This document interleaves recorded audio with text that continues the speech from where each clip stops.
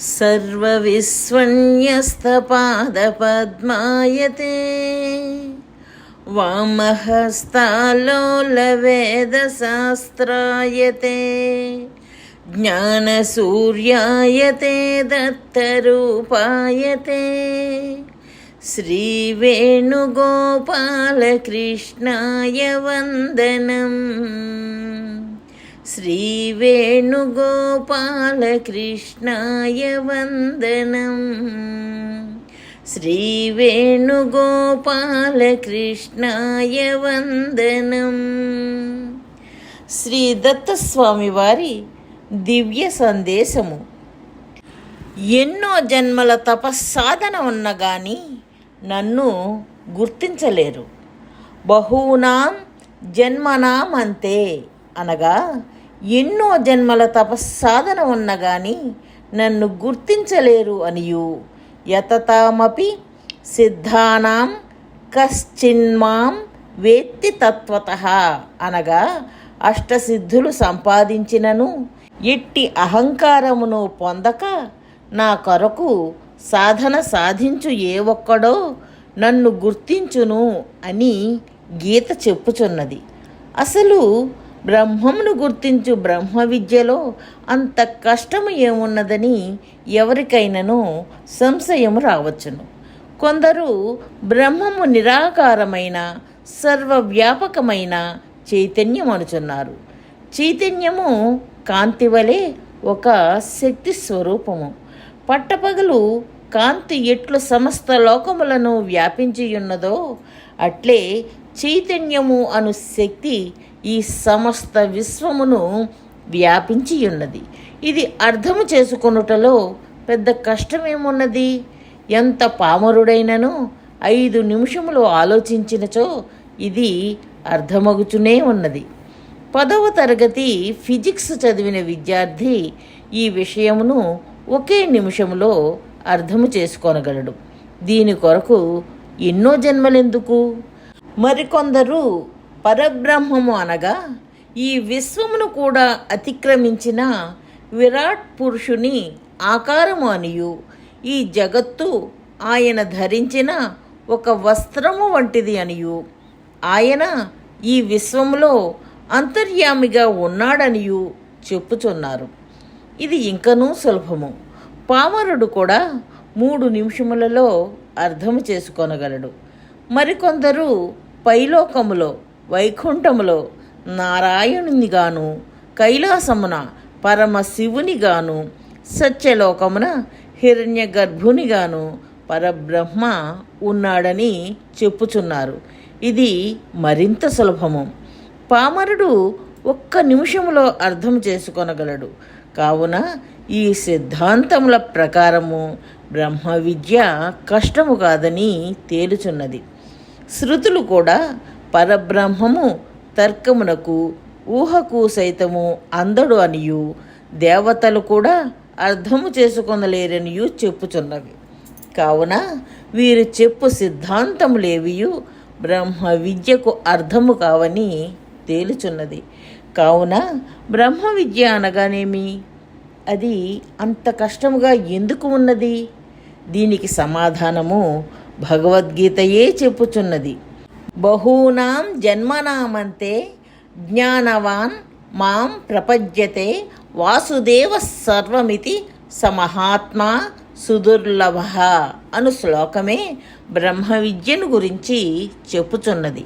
అనగా వసుదేవుని పుత్రుడగు ఈ వాసుదేవుడు పరబ్రహ్మము అని గుర్తించి పరిపూర్ణముగా విశ్వసించిన మహాత్ముడు ఎక్కడనూ దొరకడు.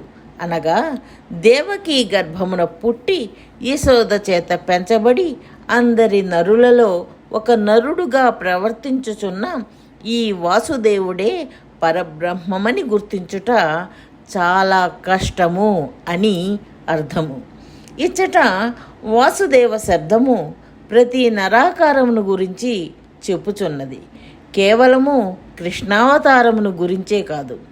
ఏలననగా అధర్మము తల ఎత్తినప్పుడల్లా మనుష్య రూపములో నేను అవతరిస్తానని తదాత్మానాం సృజామ్యహం మానుషిం తనుమాశ్రితం అని తరువాత గీతా శ్లోకములు చెప్పుచున్నవి. నరులలో ఒక నరునిగా అవతరించి ఇతర నరుల వలె ప్రవర్తించుచున్న నరవేషియగు నారాయణుడిని గుర్తించుట చాలా కష్టము. ఇట్లు నరులలో అవతరించిన వానిని గుర్తించుట దేవతలకు కష్టమే అగుచున్నది. ఏలననగా దేవతల కన్నా నరులు చాలా తక్కువ వారు కావున వారు నరులను చులకనగా చూతురు. యాదవ వంశంలో పుట్టి నరవేషియగు నారాయణుని గుర్తించక ఇంద్రుడు 7 రోజులు వర్షమును కురిపించినాడు. ఋషులు సైతము భ్రమలో పడుదురు. ఉదంక మహర్షి కృష్ణుని శాపము పెట్టుటకు పూనుకొనినాడు. అవజానంతి మాం మూఢాః మానుషీం తనుమాశ్రితం మమ భూత మహేశ్వరం అనగా నరవేషముననున్న నారాయణుని గుర్తించుటలో దేవతలు ఋషులు సైతము మూఢులై ఆయనను అవమానించుటకు పూనుకొందురు అని అర్థము. ఇప్పుడు చూచితిరా బ్రహ్మ విద్య ఎంత కష్టమో. అందుకే శృతి బ్రహ్మవిద్ బ్రహ్మైవ భవతి అనగా బ్రహ్మమును గురించిన గుర్తింపు బ్రహ్మమునకే ఉండును అని చెప్పినది. అక్రూరుడు, విదురుడు, భీష్ముడు, పార్థుడు, గోపికలు వంటి మహాభక్తులు కూడా ఒక్కొక్క క్షణములో జారిపోయినారు. ఒక్క క్షణము కూడా జారిపోకుండా నిలబడినది రాధ మాత్రమే. అందుకే ఒకానొక జీవుడు మాత్రమే కశ్చిన్మాం వేత్తి తత్వతః అని స్వామి గీతలో చెప్పి ఉన్నాడు. ఆమె తన్ను తానే మర్చిపోయినది. అనగా నేను అను సాత్విక అహంకారము కూడా లయమైనది. అహంకారము 3 విధములుగా ఉండును. నేను అను జ్ఞానము మాత్రమే స్వరూపముగా చైతన్యాత్మకమయమైన భావమే సాత్విక అహంకారము. ఇందులో నేను అను శబ్దమునకు ఆత్మ అని అర్థమే మిగిలియుండును. ఈ చైతన్యాత్మయగు జీవుడు శరీరమును వదిలిపోయినను తనను తాను నేను అనుకొనుచుండును. కావున మరణించినను పోనిదే ఈ సాత్వికాహంకారము. ఇంకా ఈ శరీరమును నేను అనుకొనుట రాజసాహంకారము. నేను ఎర్రగా ఉన్నాను అనుచున్నాడు. ఎర్రగా ఉన్నది శరీరము. ఈ శరీరముతో నేను ఏకీభవించుటయే రజోగుణము. ఈ శరీరము అగ్నిలో దగ్ధమగుననియు అప్పుడు దగ్ధము కాకుండా బయటకు వచ్చు ఆత్మయే నేను అను శబ్దమునకు అర్థము అని తెలియదు. కావున రజోగుణము అజ్ఞానమే, సాత్విక గుణము జ్ఞానము. ఏలననగా నశించని చైతన్యాత్మ నేను అనుకొనుట జ్ఞానమే కదా, అది సత్యమే కదా. ఇక తనకు తోడుగా ఉన్న ధనము, బంధువులు మొదలగు వానిని నేను అనుకొనుట తమోగుణము. సాత్విక అహంకారములో నేను అనున్నది నిలచినంత వరకు చైతన్యము పరిమితమై ఒక ఖండముగా ఉండును.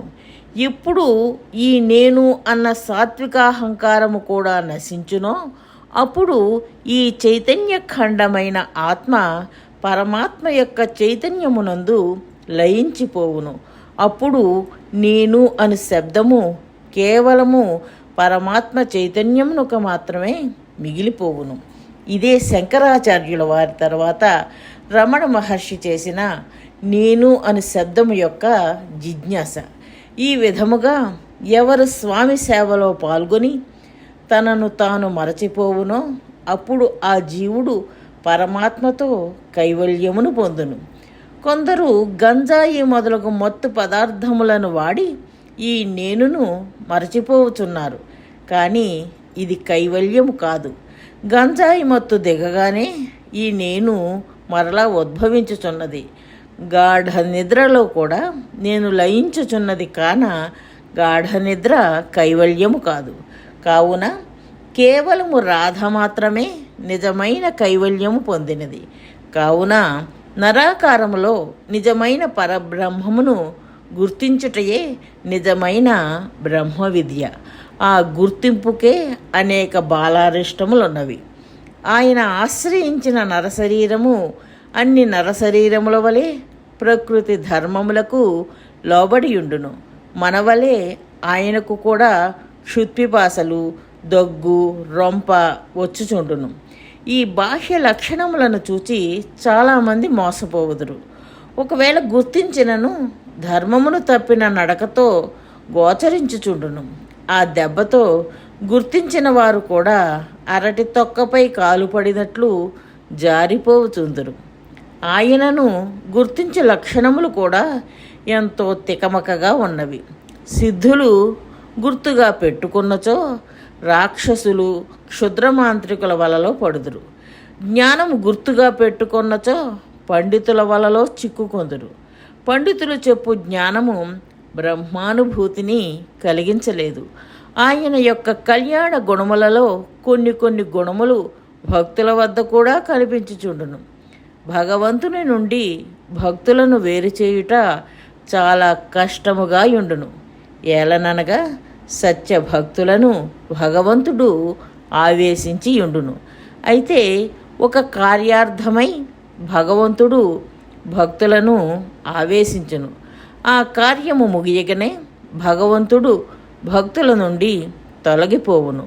భక్తుడు మునికుమారుడైన పరశురాముని విష్ణు భగవానుడు ఆవేశించి సర్వక్షత్రియ సంహారం చేసెను. ఆ కార్యము ముగియగానే పరశురాముని నుండి తొలగిపోయెను. కావున ఇట్టి మహాభక్తులను నరావతారముల నుండి వేరు చేయుట కష్టము. ఒక్కొక్కసారి నరావతారుడగు స్వామి తన శక్తిని భక్తుని ద్వారా ప్రయోగించి వారి సాయమును తాను పొందుచు వారికి భగవంతునిగా కీర్తినిచ్చి తాను భక్తుని స్థానమున ఉండి నటించుచుండును.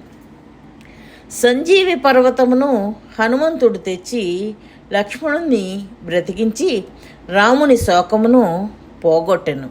రామశక్తి వలననే హనుమంతుడు సంజీవిని తెచ్చెను. చూచువారికి హనుమంతుడే భగవంతుడు, రాముడే భక్తుడిగా తోచును. ఇట్టి మాయలను తప్పించుకొని ఆయనను గుర్తించుట చాలా కష్టము. గోటి చుట్టుపై రోకలి పోటు అన్నట్లు వెన్నముద్దలు దొంగిలించుచు గోపికల వెంటబడుచు అందరి విమర్శలకు గురియగుచు భక్తుల కండ్లకు మాయ పొరలను కప్పుచుండును.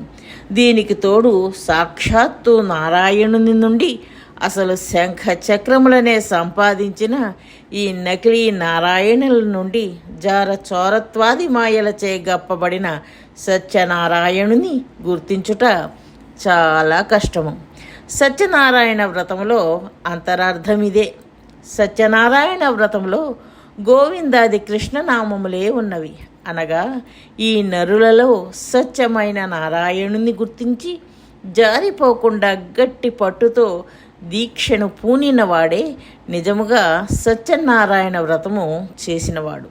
ఈ విధముగా గొర్రెలలో కలిసిపోయి గొర్రెతోలు కప్పుకుని గొర్రె స్వరముతో అరచుచు గొర్రెలలో కలిసిపోయిన పులిని గుర్తించుటయే బ్రహ్మ విద్య. గొర్రెల కన్నా వేరుగానున్న పులిని గుర్తించుటలో కష్టమేమున్నది? కావున జీవుని కన్నా భిన్నముగా ఉన్న భగవంతుని గుర్తించుటలో కష్టము లేదు. అన్ని గొర్రెలను పులియే అన్నను కష్టము లేదు. ప్రతి గొర్రెయును పులియే గదా. కావున సర్వజీవులను బ్రహ్మమే అన్నప్పుడు కష్టము లేదు. కావున ఇటువంటి అతి తెలివి సిద్ధాంతముల భ్రమల నుండి బయటపడి గొర్రె వేషముతో గొర్రెలలో కలిసిపోయి గొర్రెగా ఉన్న పులిని గుర్తించుటయే బ్రహ్మ విద్య. కావున నర వేషముతో నరులతో కలిసిపోయిన నారాయణుని గుర్తించుటయే మహా కష్టము. కావున అనేక జన్మలు పట్టును. నరావతారమున ఉన్న రాముని గుర్తించి పూర్తిగా విశ్వసించిన హనుమంతుడును, అట్లే నరావతారమున ఉన్న కృష్ణుని గుర్తించి పరిపూర్ణముగా విశ్వసించిన రాధయును, వీరిరువురే బ్రహ్మ విద్యను పూర్తిగా తెలిసిన బ్రహ్మజ్ఞానులు. సూచన: ఆధ్యాత్మిక జ్ఞాన ప్రచారము చేయడము భగవంతుడికి అమితమైన ఆనందాన్ని కలిగిస్తుందని శ్రీకృష్ణ పరమాత్మ శ్రీమద్ భగవద్గీతలో చెప్పియున్నారు. అందుకే జ్ఞానయజ్ఞేన తేనాహం అని గీతలో అన్నారు. మనకు ఆధ్యాత్మిక జ్ఞానము శాశ్వతమైన సంతోషాన్ని కలిగించటమే కాక ప్రపంచంలో శాశ్వతమైన శాంతిని కూడా నెలకొల్పుతుంది. కాబట్టి శ్రీదత్త భగవానుని అపూర్వమైన ఈ ఆధ్యాత్మిక జ్ఞాన ప్రచారములో భాగస్వాములై ఆ భగవంతుని పరిపూర్ణమైన అనుగ్రహాన్ని పొందగలరు. జై దత్తస్వామి.